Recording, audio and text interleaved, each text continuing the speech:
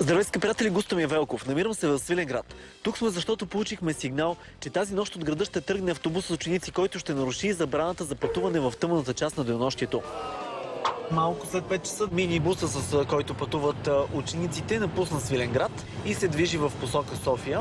Вали дъжд, премесен с сняг. Въпреки това обаче ученическата екскурзия се извършва в тъмната част на денонощието в разрез на абсолютно всички правила, закони и наредби. Скъпи приятели, в 5:34 влизаме в Караманли. Както виждате, все още е тъмно като в рок.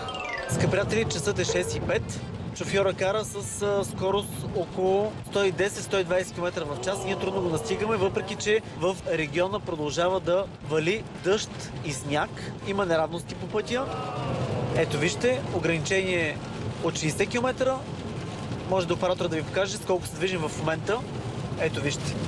В момента се движим с около 100 км в час. Влизаме в село Бяла река, Първомайско. Отново шофьора не спазва никакви ограничения и кара с 2 пъти повече от допустимата скорост. Часът е 6 часа и 28 минути.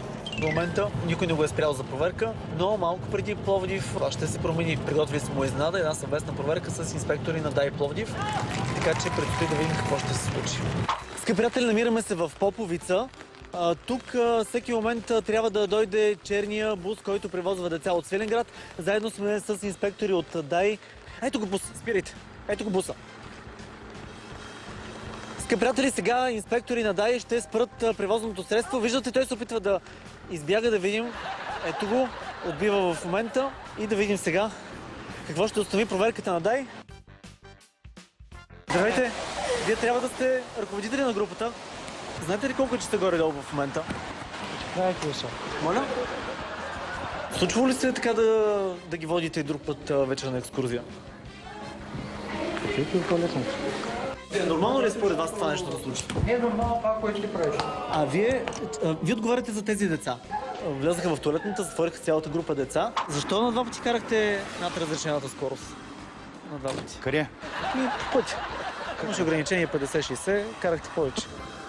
Къде ще карам повече? Карахме след вас. Не видях, че карат. Кот ми кажа това прави. Аз имам някаква вина. Може би, че сте приел курса. Добре, шофьор съм, какво да правя? Нали трябва да ям? А случва ли се друг път пак така нощни екскурзии да организирате? Не. Не. Първи път се спомням. Вие като учител знаете ли наредба 2 на образователното министерство какво гласи? Ще я припомним отново за всички учители, директори и регионални инспектори. Наредба номер 2 за организиране и провеждане на детски ученически отдих и туризъм. Превозването с автобус на участниците по време на формите на организиран отдих се извършва в светлата част на денонощието. Кажете, какво констатирахте сега след нашата съвместна акция? След съвместната акция констатирахме 3 нарушения.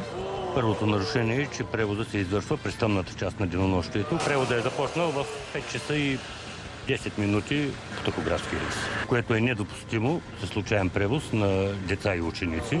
Второто нарушение, в момент на проекта водачът ни представи удостоверение за категоризация на автобуса. И третото нарушение, водачът ни представи контролен талон към свидетелството за управление на моторно превозно средство. Ние от господари на ефира вярваме, че законите са за това, за да бъдат спазвани и няма да спрем да преследваме тези, които ги нарушават. За господари на ефира от пътя Свиленград, Поповица, Густомир Велков.